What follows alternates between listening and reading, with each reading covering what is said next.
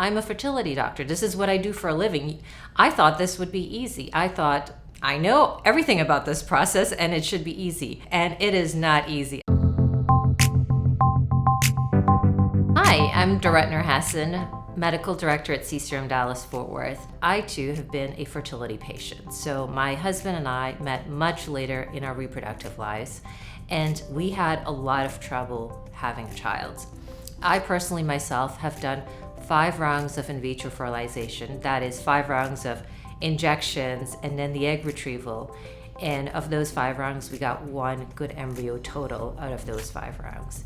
That embryo was transferred to a gestational surrogate, and it's because of her kindness that I'm a mother today. I've written a book about it called Miracle Baby, A Fertility Doctor's Fight for Motherhood. One of the biggest misconceptions is that it is easy, and it is not easy. I will tell you, it was a very difficult process, and I'm a fertility doctor. This is what I do for a living. I thought this would be easy. I thought, I know everything about this process and it should be easy. The reality is I only knew the IVF and the embryo transfer process. I didn't know the psychological component, didn't understand the legal component, didn't understand how to go about finding a surrogate. So what we ended up doing is we ended up using an agency to help us find a gestational carrier. Most people will use an agency. Some people will utilize a friend or a relative to help them carry.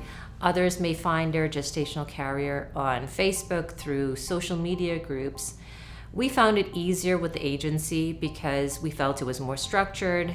There was a third party, a third person involved to make sure things went well. And so for us, the agency route was the best route.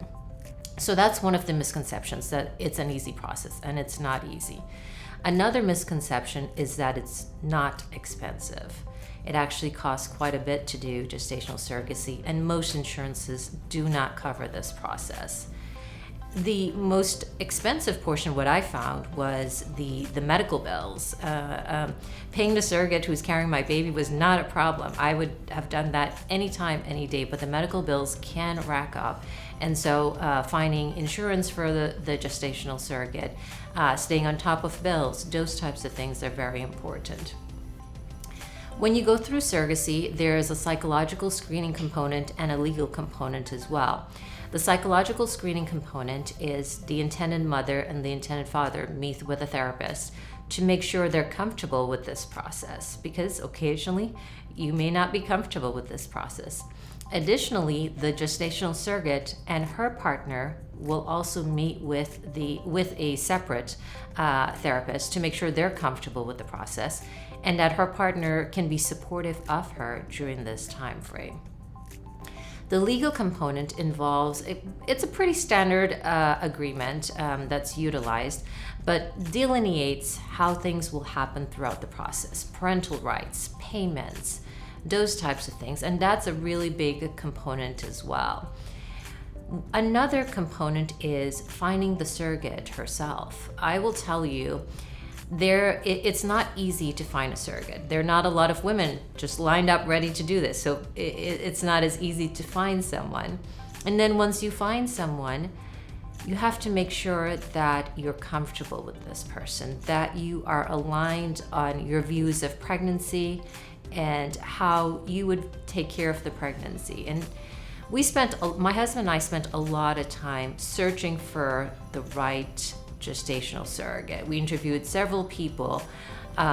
We wanted someone that had the same views on pregnancy that we did. We wanted someone that we can relate to in many ways. And that's really important. Finding a gestational surrogate is like trying to date someone and still make a legal business transaction. And it's finding that right person where everything will go well.